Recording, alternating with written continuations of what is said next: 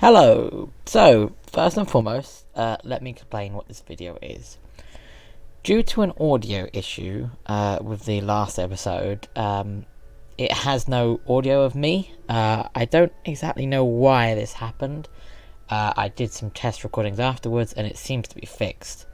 However, fear not, I am here to guide you through a basic breakdown of what happened in the episode.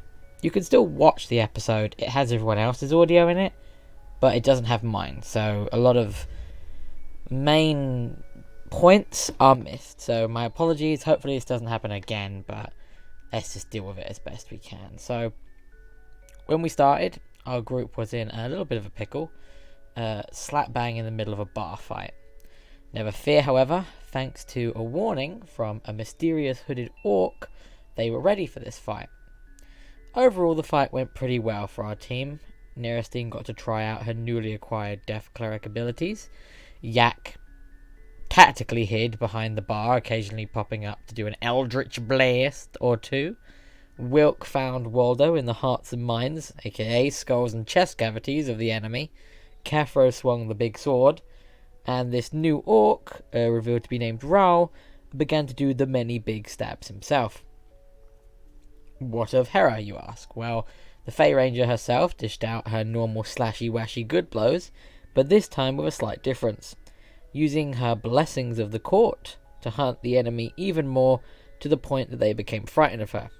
It seems that a very small piece of Nerestine's soul that now resides in Hera's body might be affecting her personality, and we see this in the small piece of glee that she gets in the death of the enemies. Just as the battle seemed close to over, one of the quote-unquote customers in the bar decided to reveal himself to be none other than an assassin in disguise.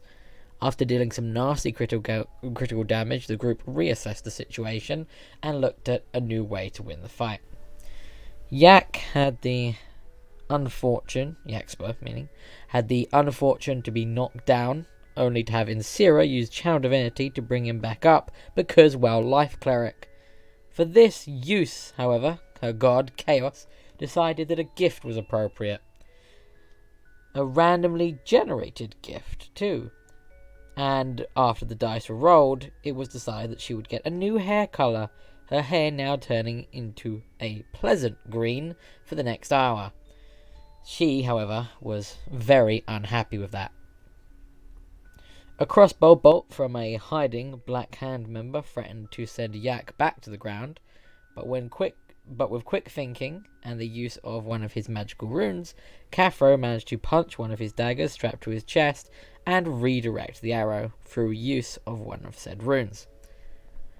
With the fight over, the new companion Raoul told the patrons of the bar to tell the guards that it was all his doing. Winston, the bartender, fully agreed. And when Quintus, a drow higher up of the Black Hand, appeared, the group stuck to the story, while Raoul dashed off into the woods. Quintus then apologised for the mishap and led the group to the mayor, Lord Carrigan, because he wishes to see them. With a half the group went along to the mayor's mansion, arriving at what seemed to be an upscale party with lords and ladies from the surrounding lands in attendance. They were told distinctly to remember their place, and that they were in an area where people were attendants who were their betters. Most were not happy with this, and Insira especially having to hold her back from using physical means. Once inside, the group were spoken to by various members of the Carrigan family, the ruling elite of Carrigan Town. Nathaniel, a mildly, let's say, racist character, who could see Nerestine's nobility and made small notes to it, but didn't seem to fully like it. Aldrich, however, the oldest of the male children of the Carrigan family, is seemingly the most hateful of all of them, having shown very distinct dislike for Nerestine, mainly focusing his attention on Trevor, speaking to him and referring to the group as his servants or slaves. He even went as far as outwardly demanding that Insira, who moved over to his side, step away because he didn't wish her to be near him. When Yak spoke up in a sort of matter of defense of his own friends, he was rather unfortunate to be referred to as a racial slur that is used for Forborgs. This really threw off Yak, because he has not really experienced this kind of racism for some time while he's been with the group, so to hear it wasn't exactly pleasant. It seems that really most of the Carrigans were in fact assholes, and that was until the youngest daughter, Stephanie Carrigan, went to speak with them. She focused mainly on our ladies' man Goliath. It seemed she was fascinated by his kind and wished to know more about them, like, for example, did they actually eat rocks? Her and Wilk had what seemed like an actual pleasant conversation, ending with her asking if she may speak to him again, as she wished to learn more. Her mother, the Lady Carrigan, interjected, apologising for her daughter's pestering of them. She asked to the girl leave them be. She then left herself, reminding them that her husband is a lord, and that the appropriate thing to do in front of lords is to bow, that he particularly liked it, and that it would be a good sign of faith for them to do so.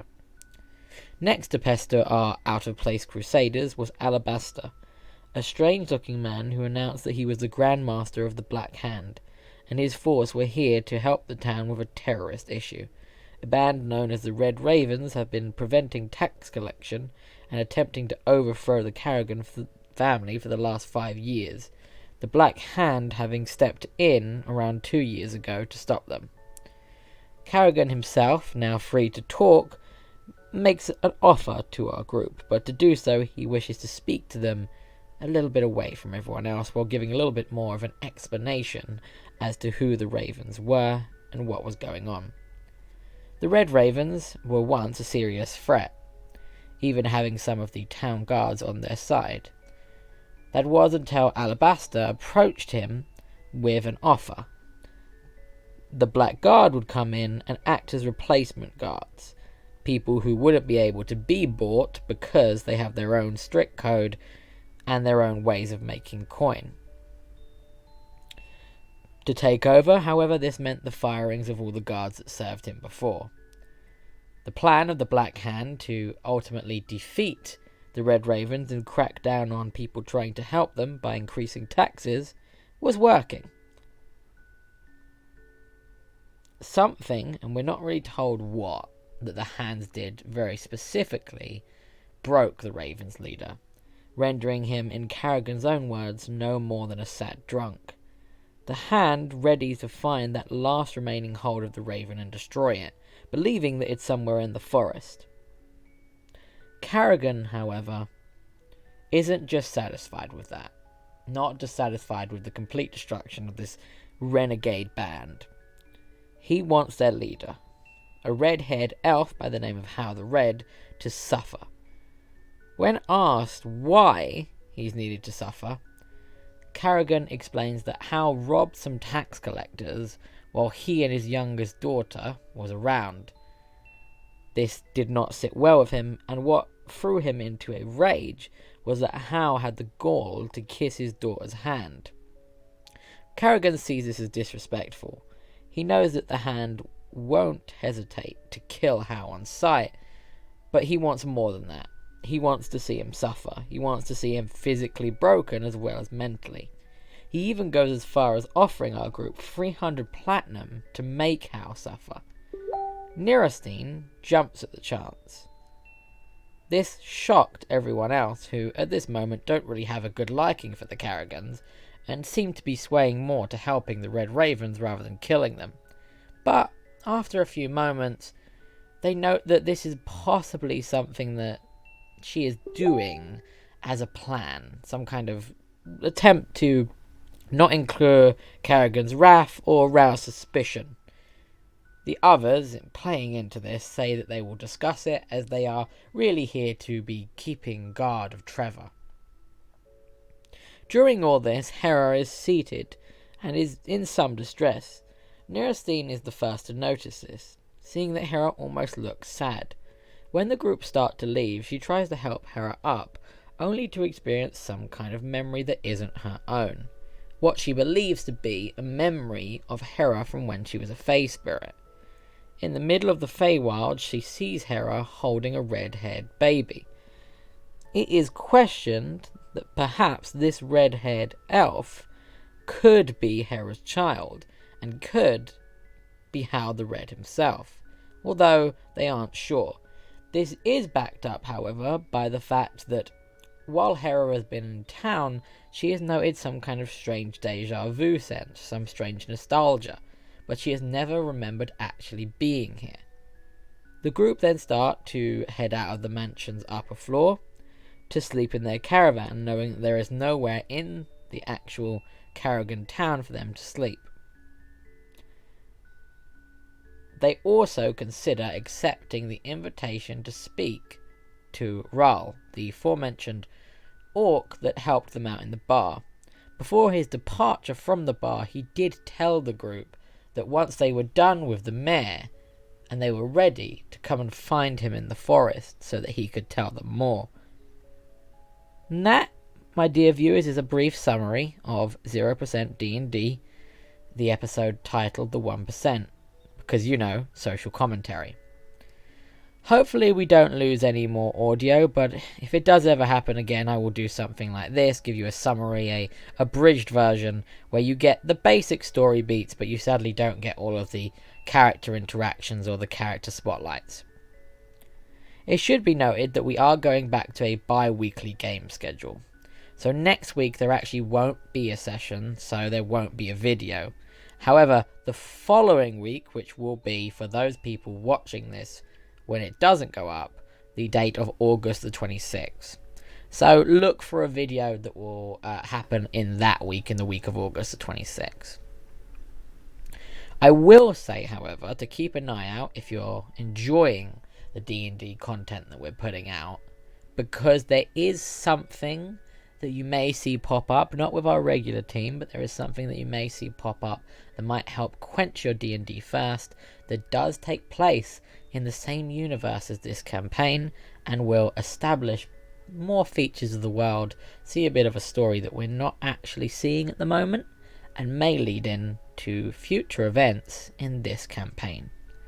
So for now, thank you very much for listening to this. I hope this gives you a good broad overview of what happened in the missed episode, and I hope you enjoy the rest. Thank you, and may all your dice rolls be nat 20s.